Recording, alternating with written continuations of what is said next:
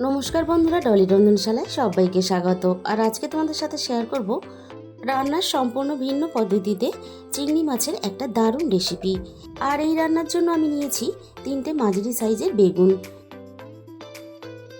এবার আমি বেগুনগুলোকে কেটে নেব। প্রথমে এই রেসিপিটা ঘরে থাকা সমস্ত উপকরণ দিয়ে খুব সহজেই বানানো যায়, তবে রান্নার পদ্ধতিটা একটু আলাদা। এই রেসিপিটা বানানো যতটা সোজা, খেতেও কিন্তু তার থেকে বেশি দ্বিগুণ টেস্টি হয়। আমি সমস্ত বেগুনগুলো দেখো এভাবে ছোট করে কেটে নিলাম। আর বেগুনের মধ্যে প্রচুর পরিমাণ দানা আছে। বেগুনের মধ্যে খুব বেশি পরিমাণ দানা থাকলে তাহলে কিন্তু রান্নার স্বাদটা নষ্ট হয়ে যায়। যতটা সম্ভব আমি বেগুনের দানা এভাবে ছুরি দিয়ে বাদ দিয়ে দেবো। তোমরা কিন্তু এই কাজটা চামচের সাহায্যেও করতে পারো। এবার আমি পরিষ্কার জলের মধ্যে কাটা বেগুনগুলো বেশ কিছুক্ষণ ভিজিয়ে রাখবো, যতক্ষণ আমি অন্য কাজগুলোকে করতে থাকবো। বেগুনের কষটাও সুন্দরভাবে বেরিয়ে আসবে, আর বাকি দানাগুলো কিন্তু জলের মধ্যে ভেসে উঠবে। আর দেখো কতটা পরিমাণ দানা বেরিয়েছে, তোমাদের আমি দেখিয়ে দিলাম। এবার আমি বেগুনটাকে একটা সাইডে সরিয়ে রাখলাম। আর এই রান্নার জন্য নিয়েছি বেশ কিছুটা চিংড়ি মাছ। চিংড়িগুলো আমি খুব ভালোভাবে ধুয়ে পরিষ্কার করে নিয়েছি। আর বেগুনগুলো দেখো আমি একটা প্লেটের মধ্যে ধুয়ে পরিষ্কার করে তুলে নিয়েছি। এবারে তাহলে রান্নার দিকে যাওয়া যাক। প্রথমে আমি কড়াইয়ের মধ্যে প্রয়োজন মতো সর্ষের তেল দিয়ে দিলাম। সর্ষের তেলটা আমি প্রথমে খুব ভালোভাবে গরম করে নেব। এবার আমি কেটে রাখা সমস্ত বেগুনগুলো তেলের মধ্যে দিয়ে দিলাম। রান্নার জন্য আমি প্রথমে বেগুনগুলোকে ভেজে রেডি করে নেব। এবার আমি বেগুনের মধ্যে স্বাদ মতো লবণ দিয়ে দিলাম। আর এখানে দিয়ে দেব সামান্য পরিমাণ হলুদ গুঁড়ো। বেগুন আমি মিডিয়াম আছে নাড়াচাড়া করে খুব সুন্দর করে লালচে করে একটু ভেজে নেব। লবণ আর হলুদ দিয়ে আমি বেগুনগুলো খুব ভালোভাবে ভেজে নিয়েছি। এবার আমি সমস্ত বেগুন কড়াই থেকে তুলে নেব। সমস্ত বেগুনগুলো কড়াই থেকে তুলে নেওয়ার পরে ওই একই কড়াইয়ের মধ্যে আমি আবারও একটু প্রয়োজন মতন তেল দিয়ে দিলাম। আর দিয়ে দিলাম এখানে স্বাদ মতো লবণ। আর দিয়ে দেবো এখানে সামান্য পরিমাণ হলুদ গুঁড়ো। এবার আমি তেলের মধ্যে চিংড়িগুলো দিয়ে দিলাম। চিংড়িগুলো লবণ আর হলুদের সাথে একটু কয়েক সেকেন্ড নাড়াচাড়া করে আমি মিশিয়ে চিংড়িগুলো খুব ভালোভাবে লালচে করে ভেজে নেব। চিংড়িগুলো এদিকে ভাজা হতে থাক, আমি এবার একটা মশলা বানিয়ে নেব। আর এই মশলাটা বানানোর জন্য আমি এখানে চায়ের বড় চামচের 3 চামচ পরিমাণ টক দই নিয়েছি। আর টক দইয়ের মধ্যে আমি দিয়ে দিলাম হাফ চামচ পরিমাণ হলুদ গুঁড়ো। আর দিয়ে দিলাম এখানে হাফ চামচ পরিমাণ ঝাল লঙ্কার গুঁড়ো। আর এখানে দিয়ে দিলাম হাফ চামচের একটু কম ধনে গুঁড়ো। আর দিয়ে দেবো এখানে হাফ চামচের একটু কম জিরে গুঁড়ো। আর এর সাথেই এখানে দিয়ে দেবো স্বাদের ব্যালেন্সের জন্য অল্প একটু চিনি। এবার আমি এখানে সামান্য পরিমাণ জল দিয়ে দিলাম। টক দইয়ের সাথে সমস্ত মশলা খুব ভালোভাবে একসাথে এইভাবে ফেটিয়ে আমি মশলাটাকে রেডি করে নেব। তবে টক দই আছে বলে এই রান্নাতে কিন্তু খুব বেশি চিনি ব্যবহার করবে না। এই রান্নাটা একটু হালকা টক থাকবে, এরকম করেই রান্নাটা করে নিতে হবে। মশলাটা আমার এখানে রেডি হয়ে গেছে। আর মশলাটা ওদিকে বানানোর সাথে সাথেই আমি এদিকে চিংড়িগুলো কিন্তু ভেজে রেডি করে নিয়েছিলাম। চিংড়িগুলো আমার খুব ভালোভাবে ভাজা হয়ে গেছে। এবার আমি সমস্ত চিংড়িগুলো কড়াই থেকে তুলে নেব।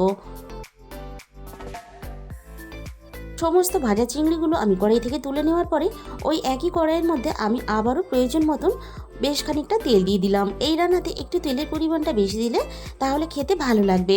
ফোড়নে আমি অল্প কালো জিরে দিয়ে এবার আমি এখানে বড় সাইজের একটা পেঁয়াজ কুচি দিয়ে দিলাম।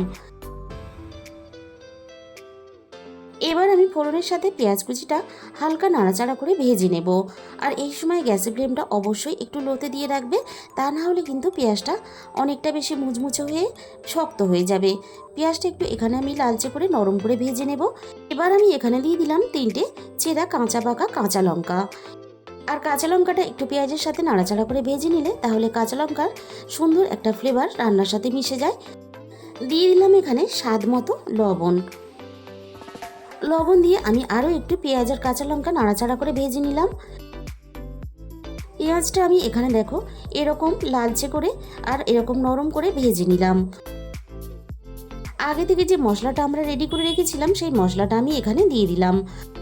আমরা কিন্তু প্রত্যেক রান্নাতে পেঁয়াজের সাথে আদা রসুনটা খুব ভালোভাবে আগে কষিয়ে নিই। এই রান্নার ক্ষেত্রে কিন্তু একটু আলাদা। আমি এখানে পেঁয়াজের সাথে মশলাটা আগে একটু কষিয়ে নিলাম।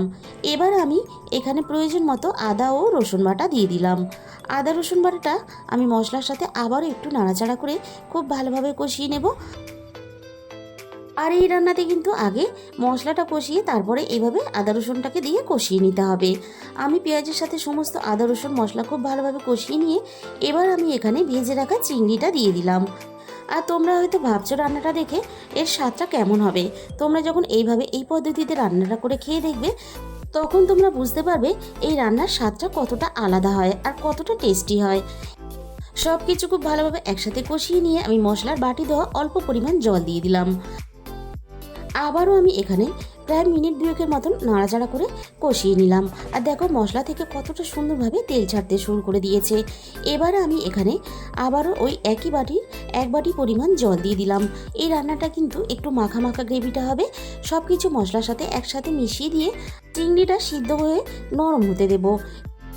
মিনিট 10 মতন আমি রান্নাটা করে নিয়েছি। আর দেখো আগে থেকে গ্রেভিটা অনেকটাই বেশ টেনে গেছে। এবার আমি এখানে আগে থেকে 2 চামচ পরিমাণ পোস্ত বেটে রেখেছিলাম। এবার এই পোস্ত বাটাটা আমি রান্নার মধ্যে দিয়ে দেব। আর এই রান্নাটা এইভাবে করলে এতটাই টেস্টি হয় যে আমি তোমাদের কিন্তু বলে বোঝাতে পারবো না। পোস্ত বাটাটা আমি রান্নার সাথে খুব ভালোভাবে নাড়াচাড়া করে মিশিয়ে দিয়ে এবার আমি ভেজে রাখা বেগুনগুলো দিয়ে দিলাম।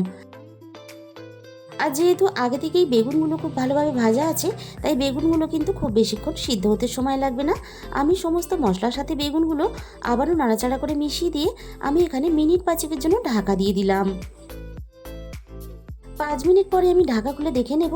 দেখো রান্নাটা কিন্তু আমার এখানে সুন্দরভাবে রেডি হয়ে গেছে আর ভাজা বেগুনগুলো সুন্দরভাবে সিদ্ধ হয়ে গেছে। আর তাহলে আমাদের এখানে রেডি হয়ে গেল বেগুন দিয়ে চিংড়ির দই তেলানি। তাহলে বন্ধুরা আজকের এই রেসিপিটা ভালো লাগলে প্লিজ একটা ভিডিওতে লাইক করে দিও আর প্রচুর প্রচুর নিজেদের বন্ধুদের মধ্যে শেয়ার করো। আর যে সমস্ত বন্ধুরা এখনও পর্যন্ত আমার চ্যানেলটাকে সাবস্ক্রাইব করোনি অবশ্যই আমার চ্যানেলটাকে সাবস্ক্রাইব করে পাশে থাকা বেল আইকনটা অল করে দিও। তাহলে যখনই আমি কোনো নতুন রেসিপি আপলোড করব সবার আগে তোমার কাছে পৌঁছে যাবে। আর তোমাদের মূল্যবান সময় দিয়ে রেসিপিটা এতক্ষণ দেখার জন্য তোমাদের সবাইকে অসংখ্য ধন্যবাদ। তাহলে আজকে এই পর্যন্ত।